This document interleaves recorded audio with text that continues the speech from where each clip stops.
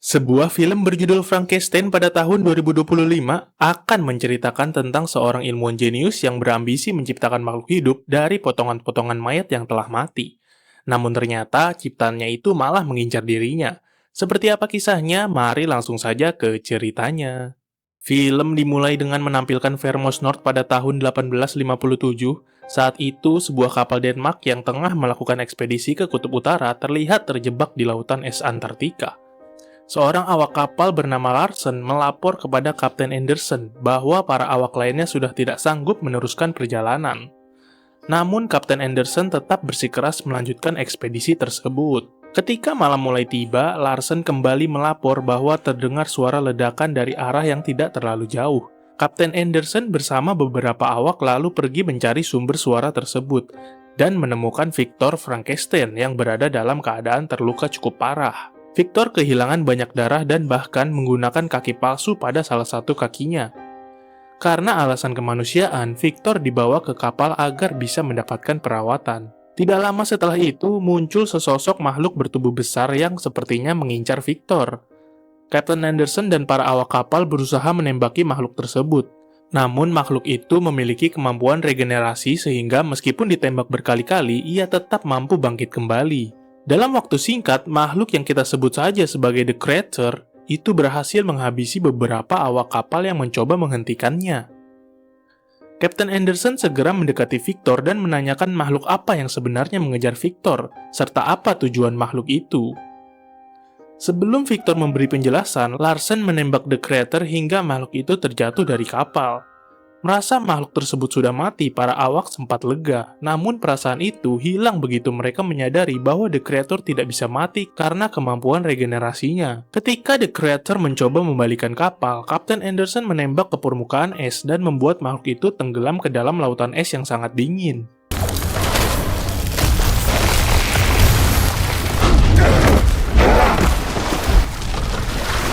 Setelah kondisi Victor sedikit membaik, barulah ia menceritakan semuanya kepada Kapten Anderson.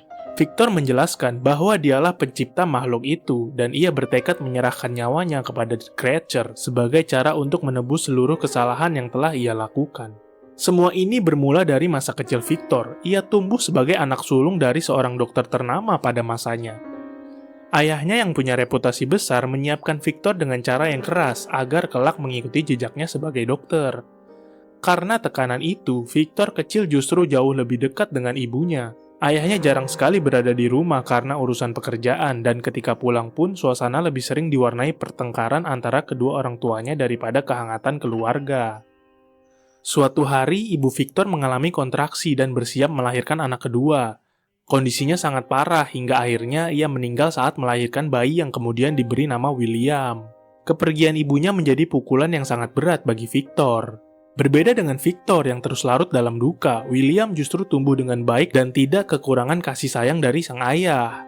Kematian sang ibu membuat Victor kecewa pada ayahnya karena ia menganggap ayahnya yang merupakan dokter terkemuka seolah membiarkan istrinya meninggal begitu saja. Dari kegagalan ayahnya itulah muncul gagasan dalam diri Victor untuk menaklukkan kematian dan menjadi dokter bedah yang jauh lebih hebat daripada ayahnya sendiri. Setelah ayah mereka meninggal, Victor dan William menjalani hidup secara terpisah. William ikut bersama keluarga di Wina, sementara Victor melanjutkan pendidikannya di Edinburgh. Puluhan tahun berlalu, dan Victor pun akhirnya tumbuh menjadi ahli bedah yang jenius.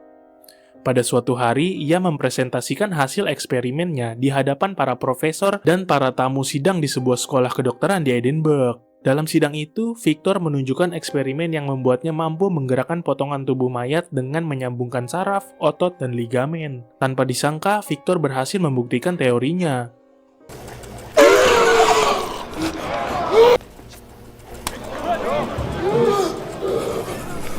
Para profesor menilai eksperimen tersebut tidak bermoral, keji, dan dianggap sebagai bentuk penistaan terhadap Tuhan.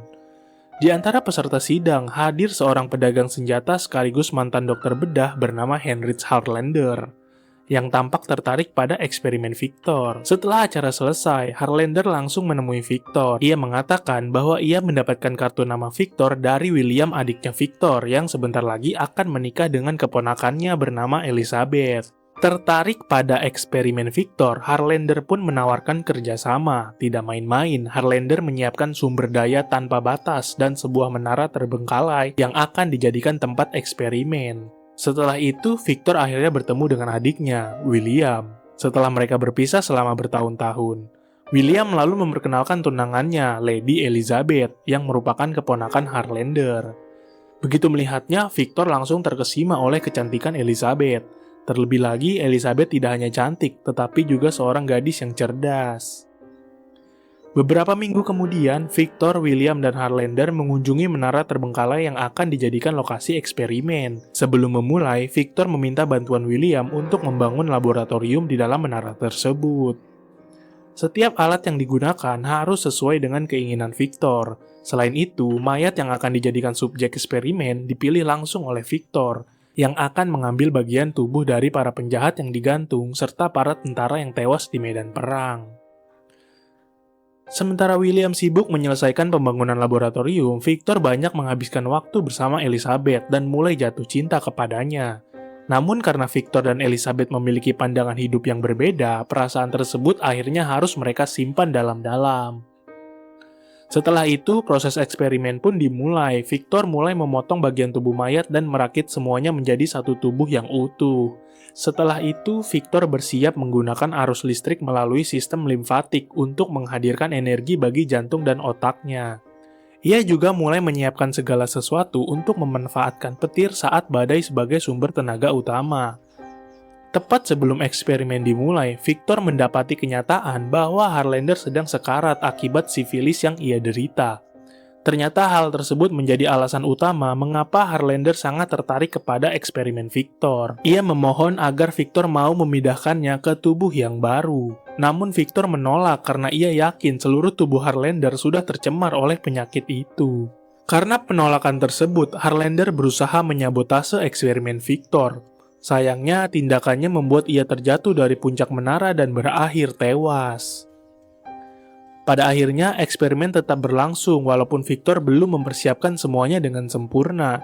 Petir lalu menyambar alat di puncak menara dan menyetrum tubuh subjek eksperimen.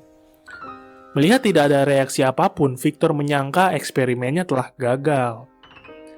Keesokan paginya, Victor terbangun dan mendapati makhluk ciptaannya telah hidup. Layaknya seorang bayi, The Creature tidak memahami apapun dan belum bisa berbicara. Victor pun mulai memperkenalkan dunia kepadanya dan mengajarinya mengucapkan nama Victor. Yes. Of course you are. Sayangnya, Victor sama sekali tidak memikirkan langkah apa yang harus dilakukan setelah Creature berhasil dihidupkan. Setelah berminggu-minggu mengurusnya, Victor mulai merasa kelelahan. Ia menjadi emosional karena Creature tidak menunjukkan perkembangan berarti dan hanya bisa mengucapkan nama Victor. Namun, satu hal yang jelas, Creature memiliki tubuh yang sangat kuat serta kemampuan regenerasi yang membuat luka apapun dapat menutup dengan sekejap. Karena tidak kunjung mendapat kabar dari Harlander, Elizabeth dan William pergi ke menara milik Victor untuk mencarinya. Ketika mereka tiba, Victor tidak memberitahu tentang kematian Harlander dan mengatakan bahwa Harlander tidak ada di sana. Elizabeth kemudian mendekati ruangan bawah tanah tempat Creature dirantai. Sikap baik hati Elizabeth membuat Creature menjadi lebih tenang karena ia memperlakukannya dengan cara yang sangat berbeda dibandingkan Victor yang sering bersikap kasar. Elizabeth bahkan merasa kasihan melihat perlakuan Victor pada Creature.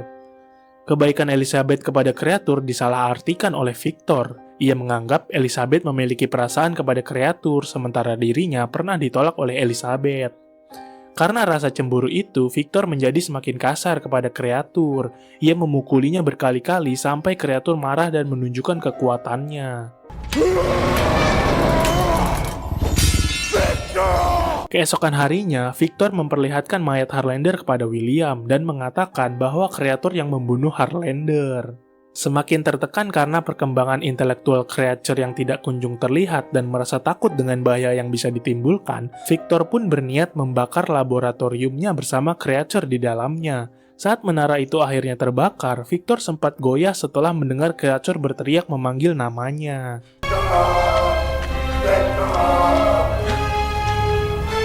Namun semuanya sudah terlambat. Victor terpental mengenai batu ketika mencoba masuk kembali ke dalam menara. Dan dari kejadian itulah ia kehilangan satu kakinya. Kembali ke masa sekarang, setelah Victor selesai menceritakan semuanya kepada Kapten Anderson, kreatur berhasil muncul kembali dari Laut Es dan terus mengejar Victor. Saat ini, kreatur berhasil menembus masuk ke kapal dan berhadapan langsung dengan Victor. Mengetahui bahwa Victor sudah mengungkapkan seluruh ceritanya, kini giliran kreatur menceritakan kisah yang ia alami dari sudut pandangnya. Jadi film ini punya dua sudut pandang sob. Yang tadi pertama itu adalah sudut pandangnya Victor, dan yang kali ini akan diceritakan dari sudut pandangnya sang kreatur. Ketika kebakaran terjadi, kreatur sempat menyelamatkan diri dengan keluar melalui saluran pembuangan air.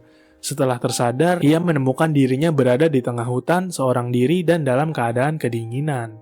Ia lalu berjalan menembus hutan dan sempat ditembak oleh para pemburu. Kreatur pun melarikan diri dari mereka dan bersembunyi di sebuah gubuk pertanian terdekat. Keesokan paginya, pemilik gubuk itu datang, tetapi kreatur tetap bersembunyi di gudang penyimpanan sambil memperhatikan aktivitas keluarga milik gubuk tersebut. Setiap hari, kreatur melihat seorang kakek tua yang tidak bisa melihat sedang mengajari cucunya membaca. Kreatur diam-diam membantu keluarga itu, mulai dari mengumpulkan kayu sampai membuatkan kandang domba. Keluarga itu akhirnya berterima kasih dan menganggap kreatur sebagai arwah hutan. Suatu ketika, sekelompok serigala datang menyerang domba-domba keluarga itu. Sang ayah mengambil senapannya dan menembak kawanan serigala tersebut. Kreatur melihat semuanya dari lubang dinding, dan dari kejadian itu, ia menyimpulkan bahwa baik serigala maupun manusia tidak saling membenci, hanya saja dunia bekerja dengan cara seperti itu. Kamu akan diburu dan dibunuh hanya karena siapa dirimu. Beberapa hari kemudian, musim dingin akan segera tiba. Semua anggota keluarga pergi, kecuali sang kakek tua yang tidak bisa melihat. Kreatur lalu memberanikan dirinya mendekatinya, dan tanpa disangka, sang kakek tua menyambutnya dengan hangat. Mulai dari hari itu, kreatur dan kakek tua itu menjadi teman. Kakek tua pun mengajari kreatur membaca dan berbicara dengan lebih lancar. Buku pertama yang dibacanya adalah kisah tentang Adam dan Hawa. Hari demi hari berlalu, kreatur kembali ke laboratorium Victor dan menemukan catatan eksperimen serta alamat perkebunan Victor. Saat kembali ke pertanian, kreatur mendapati kakek tua telah diserang kawanan serigala. Kreatur sangat marah dan membunuh para serigala dengan brutal. Kakek tua yang sekarat kemudian menghiburnya dan mengatakan bahwa kreatur adalah orang baik sekaligus temannya. Setelah kakek tua menghembuskan napas terakhirnya, para pemburu justru salah paham dan mengira kreaturlah yang membunuhnya. Menyadari bahwa ia tidak bisa mati dan akan menjalani hidup sendirian, kreatur akhirnya menemui Victor pada malam pernikahan William dan Elizabeth. Kreatur menuntut Victor untuk menciptakan pendampingnya yang akan menemaninya seperti Adam dan Hawa. Mendengar permintaan itu, Victor langsung menolak. Ia menyesali penciptaan kreatur dan menganggapnya sebagai monster, sehingga ia tidak mungkin membuat monster lainnya. Mendengar keributan, Elizabeth masuk ke kamar Victor. Victor mencoba menembak kreatur, tetapi Elizabeth justru menghalangi peluru dengan tubuhnya. Victor kemudian berbohong dan mengatakan bahwa kreatur telah menyerang Elizabeth. William dan para pengawal berusaha melawan kreatur, namun mereka dengan mudah dikalahkan. Dalam keadaan terluka parah, Elizabeth meminta kreatur membawanya pergi. Di sisi lain, William yang sekarat mengaku bahwa ia selalu takut pada Victor. Di akhir ucapannya, William berkata bahwa Victor adalah monsternya. Sementara itu, kreatur membawa Elizabeth yang sekarat ke sebuah gua. Setelah mengungkapkan perasaannya kepada kreatur, Elizabeth pun meninggal dunia. Victor kemudian mendatangi gua itu untuk memburu kreatur. Kreatur pun dengan senang hati ingin menyerahkan nyawanya demi menyusul Elizabeth. Namun, keinginannya itu tidak bisa terwujud karena Victor telah memberinya kehidupan yang tidak ia inginkan. Kreatur lalu mematahkan hidung Victor dan memperingatinya bahwa kini ia akan membalas semua perbuatan Victor. Selama berhari-hari, Victor menyiapkan senjata untuk memburu kreatur. Ketika kreatur menemuinya, ia menyiksa Victor dan mengambil dinamit untuk meledakkan dirinya sendiri. Ledakan itu adalah suara yang sebelumnya didengar oleh kru Kapten Anderson. Dan saat itulah Victor ditemukan dan akhirnya diselamatkan. Di akhir hidupnya, Victor meminta maaf atas kekejaman dan menyebut kreatur sebagai anaknya. Forgive me, my son. Mendengar hal itu, kreatur pun memilih berdamai dengan hidupnya dan memaafkan Victor. Setelah memaafkan Victor dan Victor meninggal dunia, kreatur mendorong kapal keluar dari es. Berkat bantuan kreatur, Kapten Anderson pun menghentikan misi dan memberitahu kru bahwa mereka akan pulang. Kreatur pun akhirnya memperhatikan kapal yang berlayar menuju matahari terbit, lalu ia meneteskan air mata. Dan film pun selesai. Pesan yang bisa kita ambil dari film ini adalah sejahat-jahatnya monster, ternyata yang lebih monster adalah manusia itu sendiri. Terima kasih buat yang sudah menonton, jangan lupa like kalau kalian suka video ini, dan jangan lupa di subscribe biar kalian gak ketinggalan sama alur cerita film berikutnya. Terima kasih.